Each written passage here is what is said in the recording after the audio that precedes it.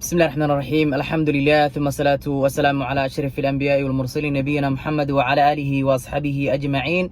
أما بعد، السلام عليكم ورحمة الله وبركاته. وأنا السلام ولا عليه الصوماليات ومال البدافع عالم كجوكتان. إن سلام كدب الحمد لله الله رب سبحانه وتعالى بام هذا النسوج انتهاي.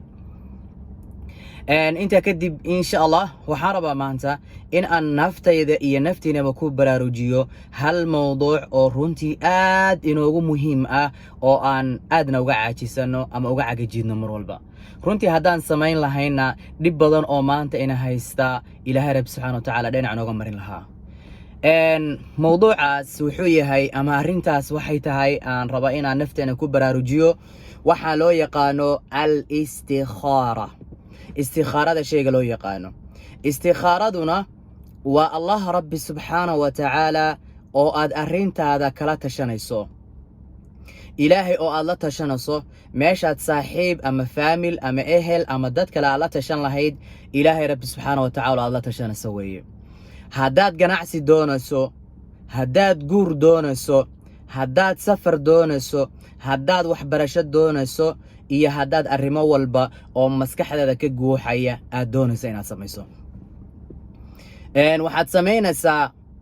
laba ragcadood intaad tukato baad Allah Rabbi subhanahu wa ta'ala waxaad weydiisanaysaa waxa maskaxdaada ka guuxaya oo aad jeceshahay inaad samayso inuu Allah Rabbi subhanahu wa ta'ala ku waafajiyo khayrkiisa sharkiisana ka nabadgeliyo. tusaale yar haddaan ku siiyo, haddaad doonayso in aad guursato ama aad ganacsi samaysato oo kale, ganacsigii waxaad diyaarsanaysay ama akuuba diyaar baa oo aad diyaarsatay lacagtii aad ku samaysan lahayd.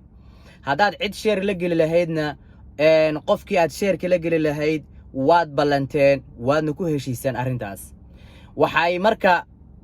arrintu ay tahay in aad ku dhaqaaqdo tallaabadii oo ahayd in aad ganacsiga furtaan. ganacsiga marka aad furayso waa in aad markaas Ilaahay Rabbi subhanahu wa ta'ala intaad laba ragcadood salaad sunnah tukato Ilaahay weydiisato, Ilaahay oo ganacsigan aan furanayo hadduu ii khayr badan yahay adiga garanaya, hadduu ii sharaf badan yahay adiga garanaya, haddaysan wax dhiba iga imaanin adiga garanaya. Ilaahu khayrkiisa isoo waafaji, Ilaahu khayrkiisa isoo xiji, Ilaahu wanaagiisa isoo xiji, Ilaahu xumaantiisana dhinac iga mari. haddaad guur doonaysana qofka aad nolosha la wadaagayso waa qof aad garanayso, qofka magaciisa sheegaysa waxaad leedahay Ilaahayo wiilkaas hebela ama gabadha heblaaya baan rabaa nolosheeda inaan la wadaago, baan rabaa nolosheeda inaan u dhiibo, baan rabaa wax alla waxaan nolosheeda ku saabsan in ay ila sheergareyso ama ila sheergareeyo ama ila wadaagto ama ila wadaago.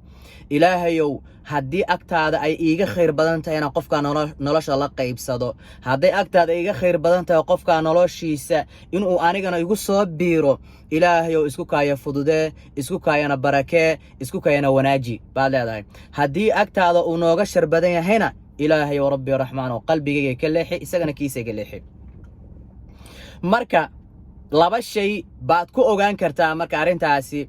Ilaahay agtiisa inaysan kaaga khayr badnayn. shay wuxuu dhacayaa marka aad arrinta ku guda jirto, shayna wuxuu dhacayaa intaadan arrinta bilaabin. shayga intaadan arrinta bilaabin dhacaya waxa waaye